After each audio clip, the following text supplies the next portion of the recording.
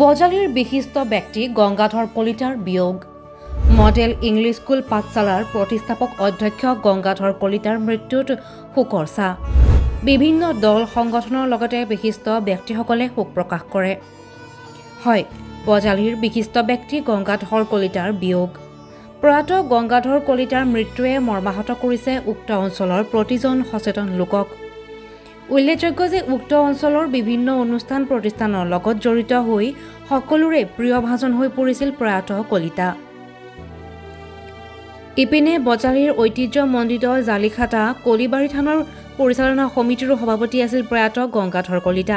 আনফালে এগৰাকী কৃতি শিক্ষক ৰূপেও জনপ্ৰিয় আছিল প্ৰয়াত গংগাধৰ কলিতা।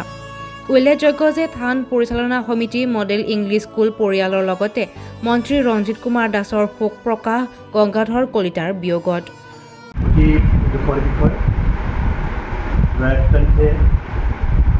আমাৰ মডেল ইংলিছ স্কুলৰ অধ্যক্ষ মাননীয় গংগাধৰ কলিতা দেৱৰ দেহাৱসানত ঘটে। তেখেতৰ আকস্মিক বিয়োগত আমি মডেল ইংলিছ স্কুলৰ পৰিয়ালবৰ্গ সঁচাকৈ বৰ মৰ্মাহত হৈছোঁ। তেখেতৰ নিচিনা এজন নিষ্ঠাৱান কৰ্মী এই বজালী অঞ্চলত পাবলগীয়া আচলতে বৰ টান।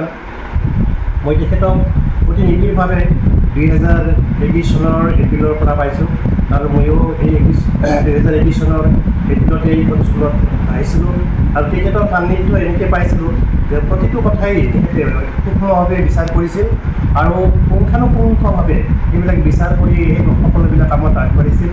আমাকো এনেকুৱাকৈ স্কুলখনৰ কথা এনেকৈ লগাইছিল যে আমি স্কুলখন নিজৰ বুলি ভাবিব লাগিব আৰু স্কুলখনক আমি আগবঢ়াই লৈ যাব লাগিব। আৰু তেখেতৰ এটা বহুত হেঁপাহ কলিবাৰী থানক লৈ। এই কলিবাৰী থানখনত যেন তেখেতৰ প্ৰাণ আছে ঠিক তেনেকুৱা এটা লাগে।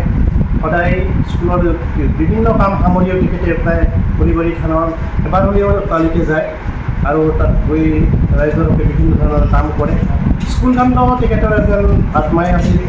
ৰাতিপুৱাৰ পৰা আৰম্ভ কৰি একদম শেষলৈকে ল'ৰা ছোৱালী অভিভাৱক শিক্ষক শিক্ষয়িত্ৰী সকলোৰে দুখ দুৰ্গত থকাৰ কথা তেখেতে ভালদৰে গৈছে। বজালীৰ পৰা ৰমিজালীৰ ৰিপৰ্ট DA 365।